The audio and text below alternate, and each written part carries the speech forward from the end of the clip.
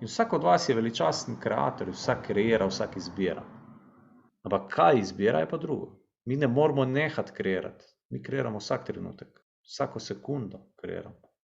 Vsaka misel je kreacija novega paralelnega vesolja.